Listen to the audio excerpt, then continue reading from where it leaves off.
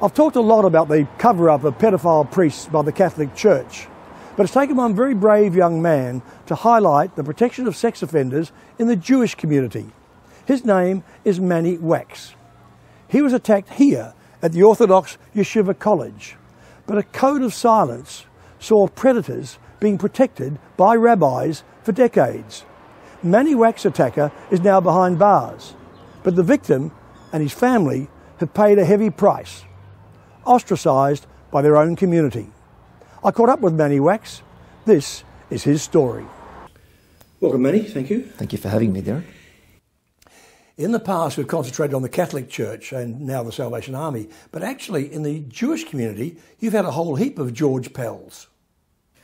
Unfortunately, what we've seen in the global Jewish community, especially the Orthodox Jewish community, including in Australia, there are too many so-called leaders, religious leaders, who prefer to see this issue swept under the carpet. So we've been up against the tide and we're fighting back now. What's the Jewish term for not going to the police, not reporting? Well, there is the concept of Massara, which essentially means collaborating or handing someone over to the police. It stems back from Eastern Europe when in the last few centuries where there were pogroms and anti-Semitism was rife. So it was really about protecting the Jewish communities, the local Jewish communities, where someone would go to the authorities, tell on a fellow Jew that they had been engaging in a criminal act, and the ramifications for the entire community would have been very grave. So the rabbis and the communities followed this concept of Massara. Some people feel that this issue, this concept needs to be implemented in Western democracies, including in Australia. There are still rabbis in Australia, in America, elsewhere, who follow this concept of Massara doggedly. But if you take this to the extreme, and as your community has, you've got rabbis now and other leaders of your community who are guilty of obstruction of justice and other crimes like that themselves by the cover-ups and the way they've behaved. I think firstly I would point out that when we say Jewish community, I'm very careful about not saying just a broad Jewish community, because there are many good people and good leaders within the Jewish community and even good rabbis within the Jewish community who are very much supportive of going and talking to the police and not covering up, so they're the good ones. But as you rightly point out, there are many of those who are not willing to do this. And there are various reasons. It's not only a religious issue. It's also, especially in Australia, where the second largest per capita Holocaust survivors in Australia. And the reason that's relevant is because they generally prefer, second or third generation even, to keep these issues under wraps. Don't air our dirty laundry because it may cause anti-Semitism. So that issue also plays an important part. And getting back to your question about the issue of leaders and community members being implicated in cover-ups and potentially obstructing justice, I think that's right. And that's a matter that we've raised with the police. Forgetting about whether or not there was mandatory reporting 20 or 30 years ago, well, in most cases there weren't. But the issue of someone in a position of authority and of power, knowing that a crime had taken place, yet willingly encouraging or even in some cases paying for an alleged perpetrator to go overseas, it's mind-boggling. And I find it very difficult to understand why charges are not yet being laid on those people. Now look at your attacker. He was charged and fined $1,500 back in 1991, yet he went on to become head of security at your school. I don't really have anything to say about that. I mean, you've summed it up beautifully. The first allegations that surfaced about Cyprus surfaced early to mid-1980s. And the information that I have is that quite a number of victims or their families went to the yeshiva leadership, both Rabbi Groner, and I won't mention the late Rabbi Groner who's no longer alive, and to another senior member of the yeshiva community. Actually two senior members of the community. These matters are currently before the courts, so I just need to be careful of what I say. But the reality is they were aware of the allegations against him for plenty of time. Yet he was the head of security with unfettered access to children up until a few years ago only. Not only that, he was also in leadership positions. He was on the board of the Council of Orthodox Synagogues of Victoria. He was on the board of Elwood Synagogue. Not decades ago, just in 2011 even. He had his security gun license as being employed within the yeshiva centre, and that expired only earlier this year in 2014. I've got documents to show that. It just doesn't make any sense. Yeah. Now, you can't say this, but I can. But the former head of yeshiva, Rabbi Glick, he didn't report it to the police because he said he was worried about the welfare of the teacher, not the victim. Yeah, as I understand it, there was something in court around that where Rabbi Glick is alleged to have, who is the former principal at the Yeshiva College, is alleged to have stated that he was more concerned for the welfare of the alleged perpetrator. In that case, it was Rabbi Kramer. Now, Rabbi Kramer was paid by the community or the college to go to America. Yeah, the chairman of the board, the former chairman, Harry Cooper, who now lives in Israel, has gone on the public record for the Australian in an article with Kate Legg, and he admitted that not only did the school help him, they actually paid for him to go overseas. He went initially to Israel, and from there he went on to the US, where he reoffended and sat around 5 years in jail there. So, as the family's victim in the US said, the Yeshiva Centre has blood on its hands. It's because if they would have addressed this issue properly, with the first allegation surfaced in the early to mid-80s, in all likelihood I wouldn't have been a victim of David Cyprus, which was later in the late 80s. Other victims wouldn't have. Now, in the ABC documentary, A Code of Silence, they showed you going into the holy pool at Yeshiva College? Yes, the ritual bath, it's called a mikveh in Hebrew. In the ultra-Orthodox community, men from any age really, young age, we used to go from when we were young kids, in some cases go every day into the mikveh to immerse themselves. And then some days we go twice. And back in my days, it was a free-for-all. You go, there's an area there, open area where everyone gets undressed, children, men, everyone together, and go to the showers, again, unrestricted access for everyone, and then you go into a big pool type area where, again, everyone is naked, you have to dip a few times under the water. And sadly, that's where I was abused, and that's where many victims within the ultra-Orthodox community have been sexually abused. This is like Catholic priests abusing altar boys in holy places. There is too many parallels between what's gone on within the Catholic Church and now what we're seeing that's been going on for decades within the Jewish community as well.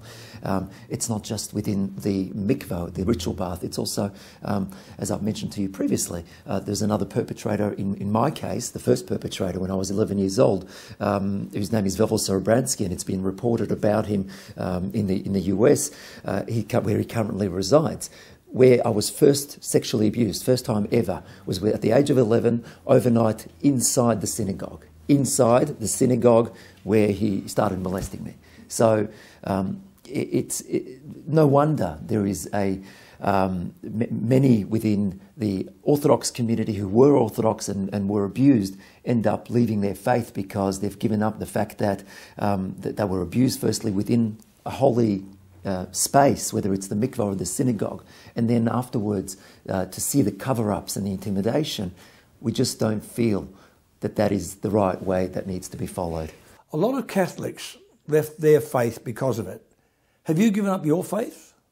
That's a very important point, because I think that's probably one point of distinction between the Catholic community and the Jewish community. To be Catholic, as I understand it, it really is about faith and belief, whereas within the Jewish community, it's not so much about faith only. That's one component of Judaism. You can be a cultural Jew, you can be a traditional Jew, you can be a secular Jew, you can even be an atheist Jew.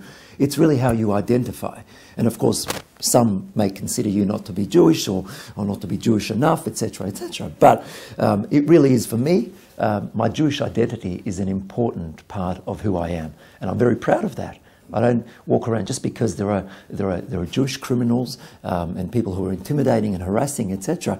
Does not mean that I have anything less to be proud of. We have horrible people in our community as well, and I think that's been the primary issue, is that so many within our community live in this cocoon, in this world of theirs, that they can't see that people in our community could have done such things, whether the abuse or the cover-ups, or if they did that, then it must have been a momentary flaw and something that we all need to get over. It's not like that. I'm very proud of my Judaism. I raised my family, my three beautiful boys, with an element of Jewish pride, and I'm a member of the Jewish community. And I've got nothing to apologise for. There are many who do the right thing, and I'm very proud of them and to belong to that community, but there are those who do not, and I will do whatever I can to hold them to account in the context of child sexual abuse. I've been on this campaign, this bandwagon, for decades now, but I've concentrated on the victims, the primary victims. But that documentary showed there are secondary victims, the families, and your family suffered. Yeah, I mean, firstly, I mean, my wife and my kids didn't feature in the film, and that was a deliberate approach because my wife is a very private person, and we agreed that just because I'm on this campaign doesn't mean that she has to be a public figure. She's very much supportive of me. But the reason I mention that is because that often gets overlooked, the partner, the immediate family, and it hasn't been easy, has not been easy, and you know, and I appreciate and admire my wife and my family for that. But my parents have stuck their heads out, especially my father initially. And I don't want to, you know, there are some elements within the community who have all sorts of issues with my family, and people are trying to say the Waks families are troublemakers, etc., etc. My parents have not always been the perfect parents.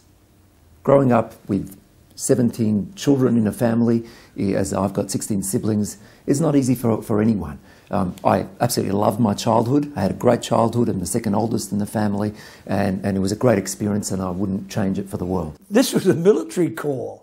Well, exactly, and I think that's how my parents had to raise the family, more like a CEO or a military commander. Otherwise, things don't get done. You know, each older child used to look after a younger child, make sure that they've eaten, they've done their homework, and then my parents had that kind of broader, making your dinners ready and the washing, and my father obviously did work, so or paid work rather. So, but the reason I'm pointing this out is because there are some people saying that my parents are now, you know, changing and utilising my public advocacy role to try to claim some moral high ground.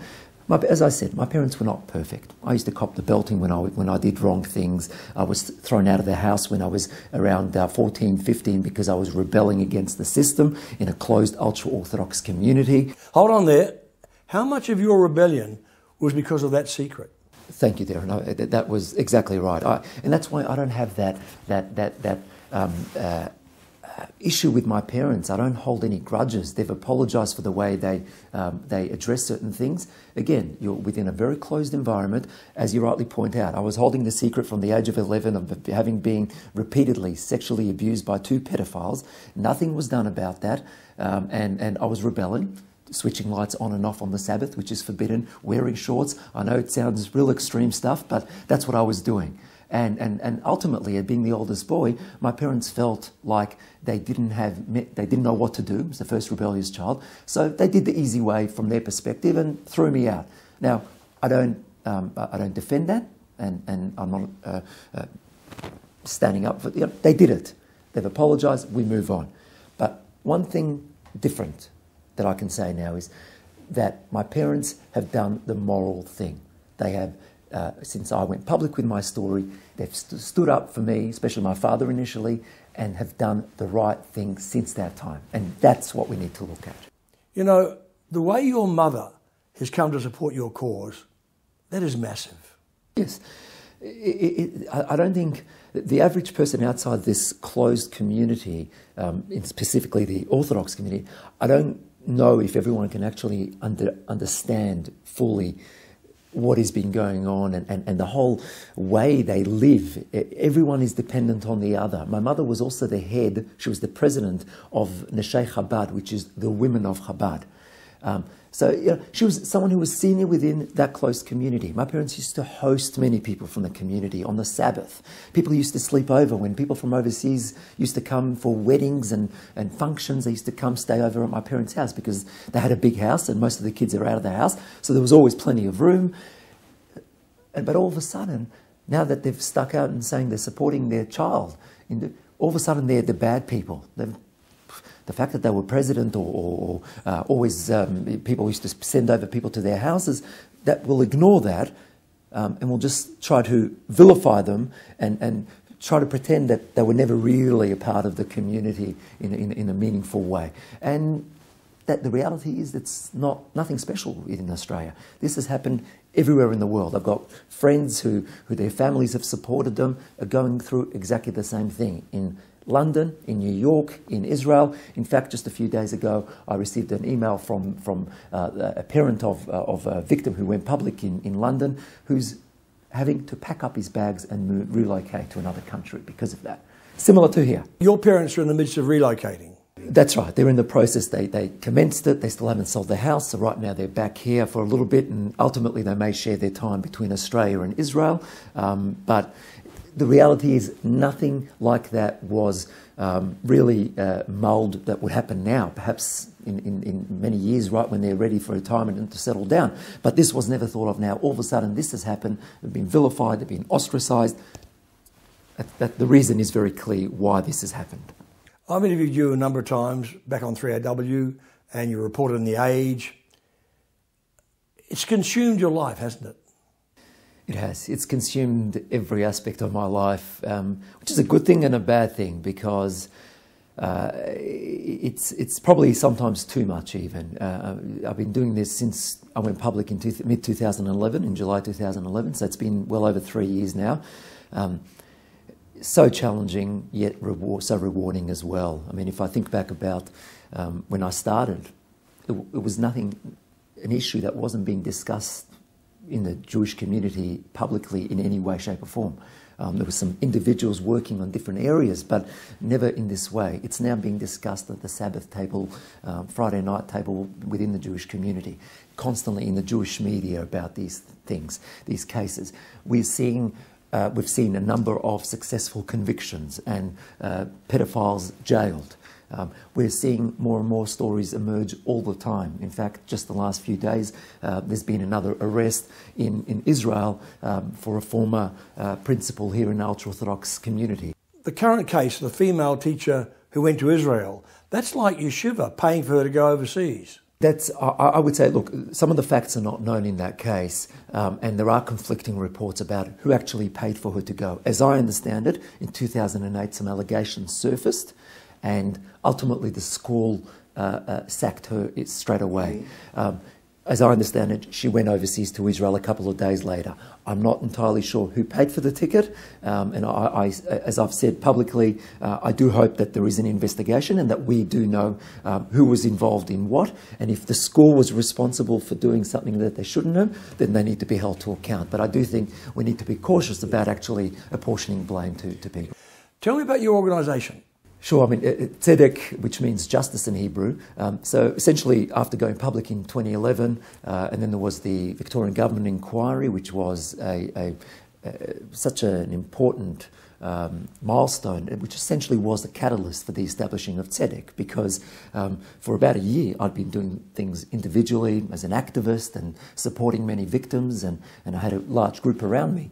And suddenly the Royal Commission, the Victorian Government inquiry came along, and I just felt this is a great opportunity that not only can I share my story with someone, but it's actually, we can share the stories of so many people to government. And I remember feeling astounded by this unique opportunity that we just had to take, had to jump at this opportunity. So for me, I contacted, there were around 15 odd victims who were in touch with me, and they were all interested in supporting my submission. So I drafted something, I got in touch with a few volunteers, a few lawyers, and put together a strong case, sent it to the victims. They all said absolutely, didn't sign their name, but I signed it on behalf of them. And then ultimately after that, so that happened in around November 2012, and then basically, on the 31st of December 2012, we formally established Tzedek as an incorporated association. And since that time, we've essentially focused on two areas. One is the reactive side, which is focusing on past abuse and cover-ups, holding individuals to account, supporting victims, survivors and their families. So the reactive side. And then there's the proactive side, which is really about public awareness and education. How does it work? I mean, who funds it? How do you survive? So since around April last year, beginning of April, I started doing this full-time. I had a career before this. I was working for government, and before that within the Jewish community as well. So I was going along nicely, and then suddenly I just decided it was all consuming, that I couldn't work 9 to 5 at this other job, and then in between getting phone calls, and then in the evenings and the mornings, it became untenable. So I started doing this full-time. I approached a number of contacts within the Jewish community. They were generous donors. The Pratt Foundation, they've authorised me to use their name publicly, but many others, the Smorgon Foundation and other major foundations, a lot of them anonymous as well, giving. And that's how we started. And then since that time, the Royal Commission, which is another important component to our work, they also gave us $100,000 a year for 3 years. So now we're into that second year, which essentially allows us to do work specifically in the Royal Commission space. So I was mentioning before the reactive work and the proactive work. The Royal Commission binds that work together, because really the role of the Royal Commission is to look at what's happened in the past in order to, A, hold people to account where that's appropriate, but B, it's in order so we learn to know what to do. Exactly, about prevention. So from our perspective, that is key. We've been working very closely with the Royal Commission to try to ensure as many victims or alleged victims go to them and share their story in a personal capacity. And it is my hope and expectation even that there will be a public hearing into a Jewish community institution, hopefully the Yeshiva Centre in Melbourne, by the Royal Commission, because there are still too many questions unanswered. We've seen it in the Catholic community, through the Jewish community, the Salvation Army. How do you keep your passion going?